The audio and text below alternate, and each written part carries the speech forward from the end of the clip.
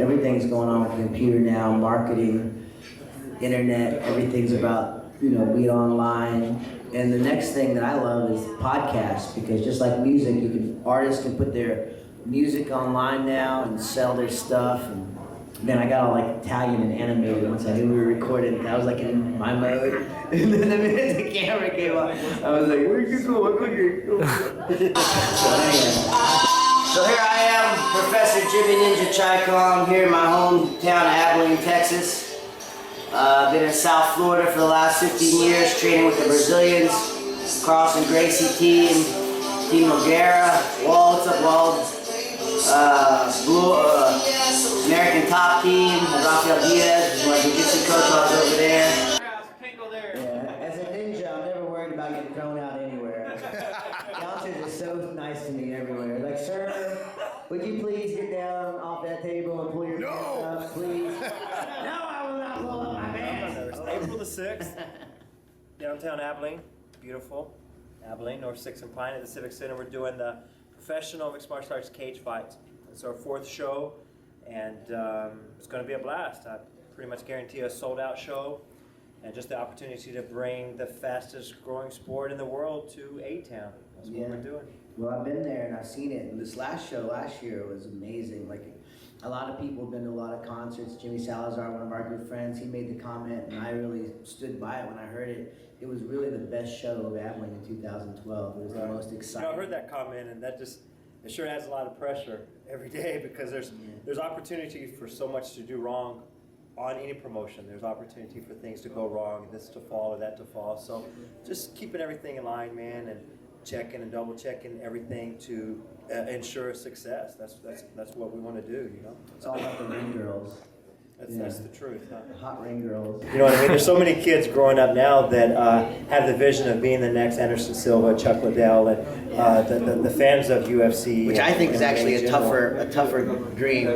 Yeah, I think you're more likely to play basketball in the NBA than be the next Anderson Silva. It's individual versus a team. You could be a member of a 60-person roster team, or you can be one individual in the cage. You know what I mean? So the numbers are less. Fighting's another animal, though, too. There's a lot of guys that get involved. I mean, James and I have both been involved with full contact fighting for half our lives, probably, pretty much half our lives. And I know, like, I've been fighting professionally for almost half my life. And it's not a sport that you can just do.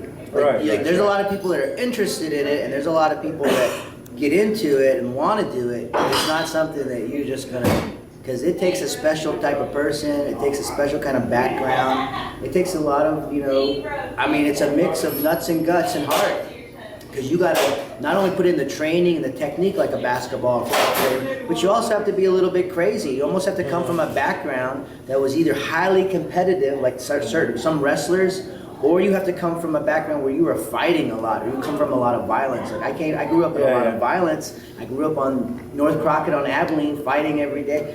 Fighting to me was like a normal, everyday thing. So when people were like, hey, we'll pay you to fight, that was like, all right, I found my career. I found what I want to do. Because you were going to do it anyway, so you might as well do it. Isso.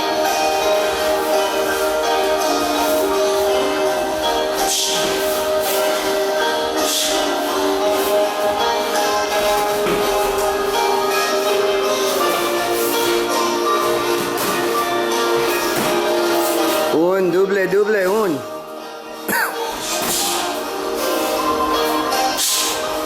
I was really shocked with me procrastinating for so long, and I don't know if it was because I was scared inside or if it's some sort of fear along the way, but I'm glad I got over it, and it's done. Now I know what it feels like, and I can prepare for the next one, and it's no big deal. What's the biggest difference you would say from guys who think they want to fight and actually doing the fight? Because you went from, a guy who had a few Naga tournaments and a few amateur boxing matches, and then you actually fought a cage fight. And that happened really recently. So man, this is what I thought, but this is what it was actually like, Yeah, it was definitely. It definitely was nothing like I thought it would be. Like I said, doing amateur boxing, Naga tournaments, and my first Naga, my first boxing, they were pretty I had jitters, but I came out on top. I was able to overcome my fears. But this was totally different. This was, I really had no jitters. I just got in there and it was like it wasn't even happening. That's how surreal it is, and how crazy and exciting it can be, and how overwhelming it can be if you're not prepared for that. There you go, Jesse.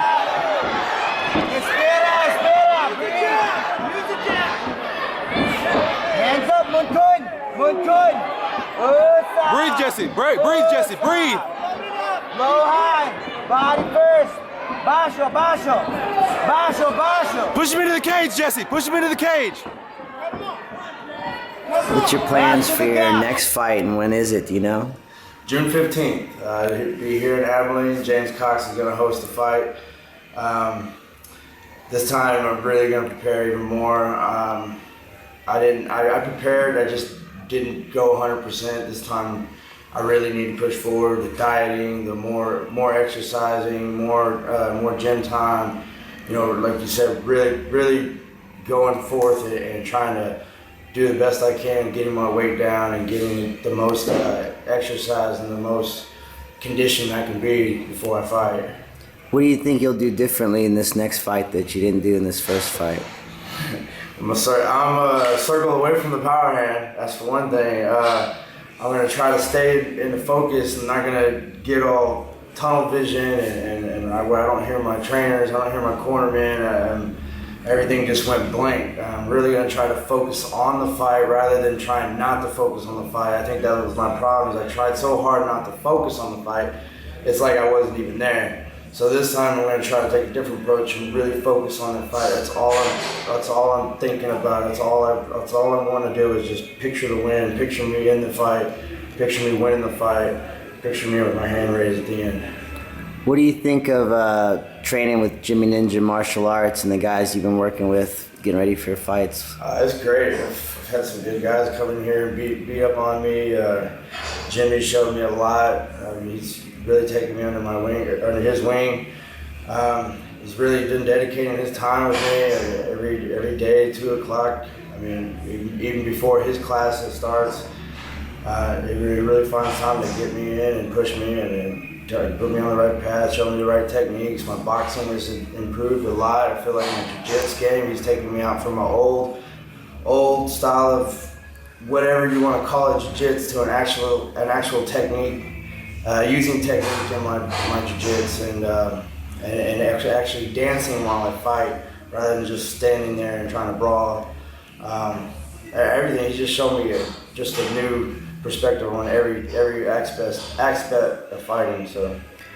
The guys from Bar 14 came along and sponsored the first event. What do you think about all that? Man, Bar 14, yeah, they're my family. They've been good to me. They've done a lot for me. Calvin came to me and said that we wouldn't do this for any employee.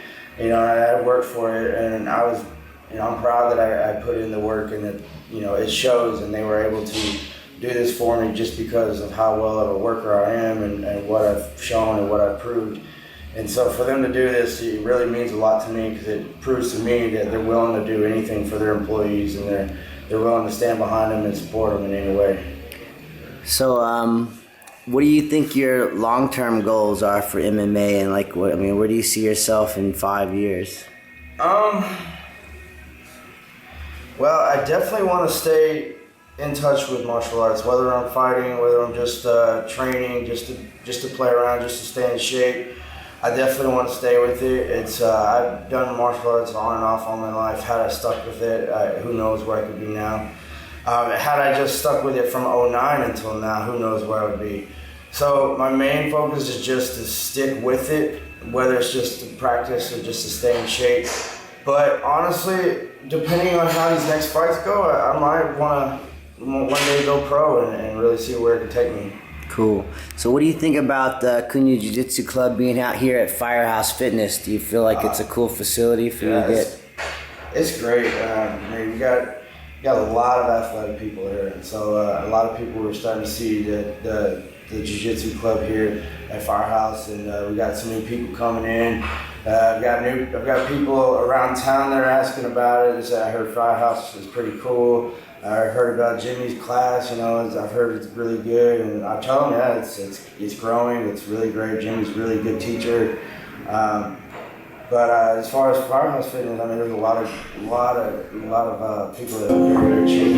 Stopped off at the quicksand for some beer and cigarettes. Soul man took my money as he stared at my Corvette. He said, had one just like your son in 1963. Threw the man down at the bank to the curve for me. And she was hotter than a $2 pistol. She was the fastest thing around. Long lean, every young man's dream. Turned every head in town. Started fighting again, training guys. You know, took a lot of guys to a lot of shows, to King of the Cage, Bellator, you know, Marcio Armley, BJJ Black Belt, brought him here to Texas. He won the amateur Texas State Championships. And I'm back here in my hometown. I'm here at Firehouse Fitness where I have my gym on South 7th between Willis and Leggett. Cunha Jiu-Jitsu Club, you know, Master Frontin Cunha, Us. You know, he awarded me my BJJ Faixa Preta 2 years ago, and just kind of spread the BJJ love and the Luta Libre and Vale Tudo love, man. Right now I'm in Texas, but I spread it everywhere I go. Still playing music all the time. I'm at Bar 14 several times a month, every Tuesday this month. Come check me out. And, you know, we're just doing what we do every day, getting ready for fights, training, living the life, the best life. Us, CJJ. I'm so embarrassed. So embarrassed because I fucking went past PF Chang's twice. Come on, snort for us one time for the video. There you go. That's how you do it. You need to blow me and snort. That'll be sweet. Be like gagging and snorting. Gagging and snorting. That'll be sweet. I love it. Dude, I could do a whole comedy bit on you alone, I think. Just talking about you for like 10 minutes. My girl snorts and gags like no other. She'll be going and gagging and snorting.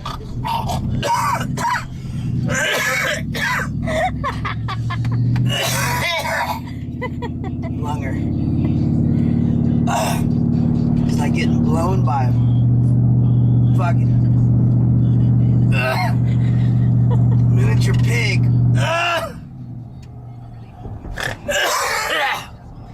Stop.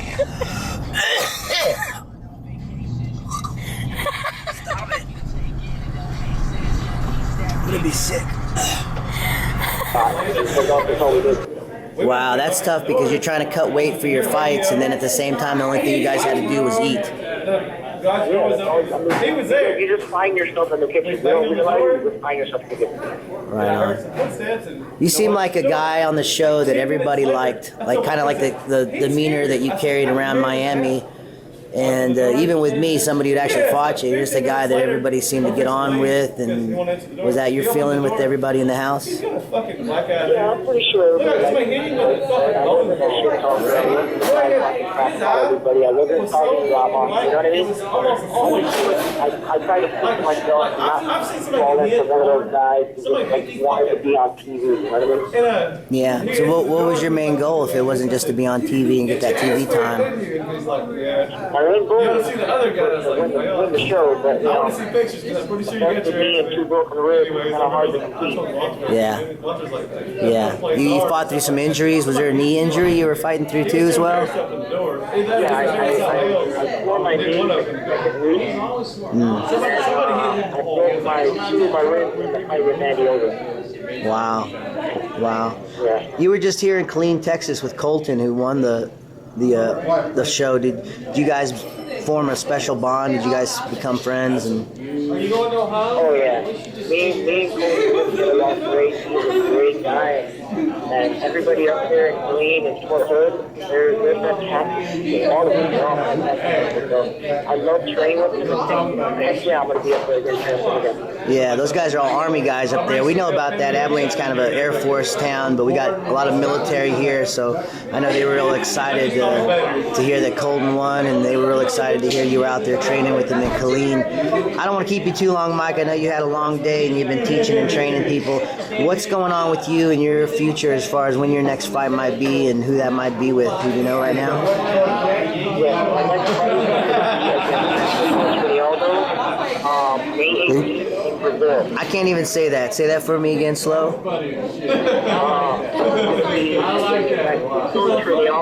Francisco Trinidado, May 18th. May 18th in Brazil. Is he a BJJ black belt, I'm guessing?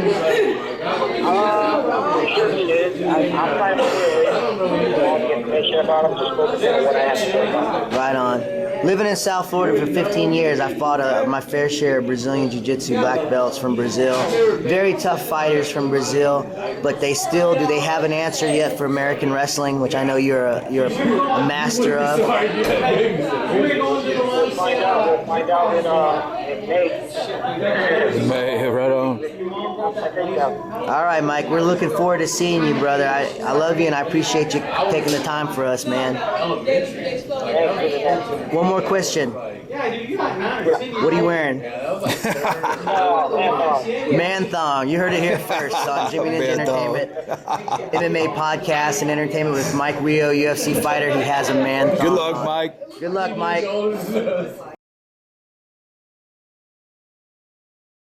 What's going on with, one guy that always sticks out in my mind that I know from your camp is Aaron, Texas Tough Serta. I mean, you've had this kid with you since he was like, what, 11? 11 years old. 11 years old. 22 now, 23. He just fought in Greg Jackson's main event, won the main event in New Mexico at Greg Jackson's event. I mean, that's stellar. Like, where do you see this guy's career? I mean, he seems like one of the best, in my opinion, probably one of the best fighters coming out of Texas right now. Why is this kid not in the UFC yet? Like, what's going on with that? It's a matter of time. It's a matter of time. Just building the record and getting the connections. It's like everything else in business. It's who you know. And Aaron's legit, man. He came through a very traditional Kachikembo-based martial art. He's seen a big variety from the self-defense to the kata to competing in point tournaments and grappling and kickboxing and going to MMA. His timing is superb because he's had the discipline to slow down and just get the repetition of techniques. You know what I mean? He's trained like a real martial artist. You know what I mean? Where rank was important. The kid has worn a white, yellow, orange, purple, blue, green, brown, black. You know what I mean? So he's gone through the steps and has deserved and earned where he is now. And he's so young, man. I think, dude, if he just trained harder and longer, he could be anywhere. You know? Yeah, it's still amazing at the time that he puts in. Sure, yeah. And you have a lot of other good guys. I mean, is Aaron going to be on the April 6th card? Aaron's the main event. Main event, Yeah, nice. Aaron's the main event, and then give us some info about the tickets and all that stuff. Who else is going to be on the card? Cody Hofford, Roy Little, Stephen Alcala. Stephen, man, people don't know Stephen. This cat is for real. He was a national kickboxing Mexican champion. Kung Lee, I've heard. Yeah. This dude, I've trained with the Taekwondo national team. I've seen kickers from all over, and Stephen is absolutely one of the best kickers I've ever trained with. That dude can. So we're looking at like an axe kick knockout or spinning. Yeah, definitely. Yeah, we've seen it before. Exciting. He can kick faster than people can punch. No, well, I'm serious, Let's bro. say something right there. I'm serious. Billy Jack. He's gonna go all Billy Jack on I'll him. put this foot on the side of your face. And there ain't nothing you can do about it. Right? And then Joe Baez will come out and sing a song. I'll do that. How much your tickets and like where can the tickets We get? got general admission for $30. Ringside is the first 3 rows for $40. We can get tickets at Premier Martial Arts on 14th and Lewis, at the Fight Shop in the Mall of Abilene, or you can get tickets for Premier Fight Night online at eventbrite.com. Very good. VIP tables, There's a couple of sponsors. tables left. Honda of Abilene is our main sponsor. Bevels, Heating and Air, Quality Heating and Air. We're doing weigh-ins at Chelsea's and after party at the So what day? That's going to be The weigh-ins are April the 5th, that Friday from 5 to 7. 5 to 7. Chelsea's, Yes. and then After Power will be after. After the fights at the meal until close. Very cool, man. Well, I'm so excited to have my friend Professor James Cox, Big Cox, here with me in the house. Longtime friend. I've known him for a long time.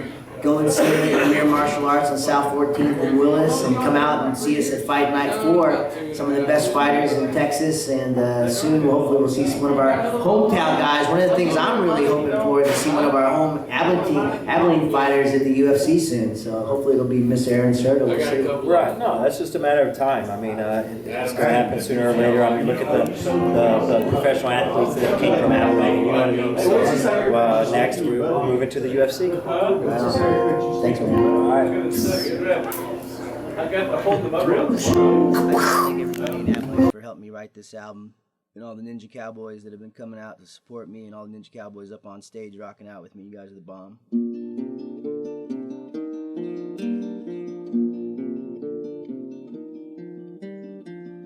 I could love you, really love you if you couldn't let me. Do you want anyone to love you when you've been so free? It's so hard to love when your doors are shut so tight. It's so hard to hear when you always think you're right.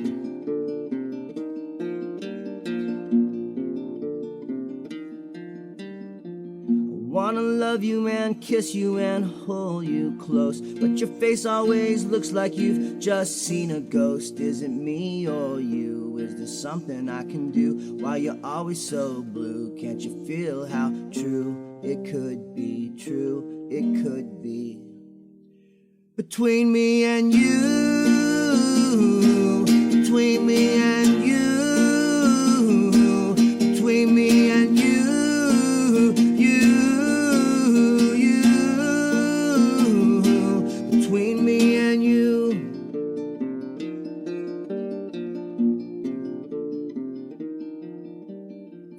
Love is such a puzzle, how can we really ever know? You just have to jump in 2 feet and learn how to flow. I could love you good if you could only try, possibly to probably, and don't ask why.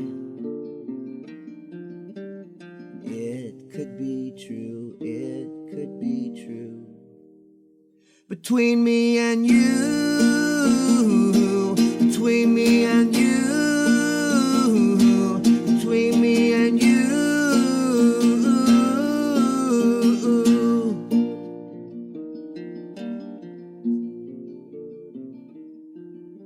And all life will bend and break, and all life will bust and shake, it's true.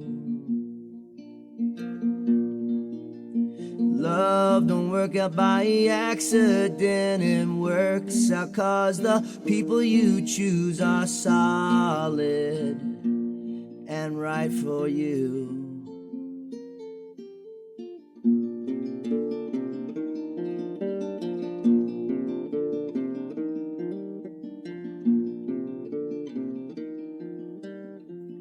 I could love you, really love you if you could let me. Do you want anyone to love you when you've been so free? It's so hard to love when your doors are shut so tight. It's so hard to hear when you always think you're right, and you're not always right, and I'm not always right.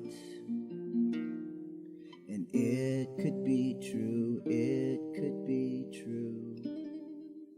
Between me and you.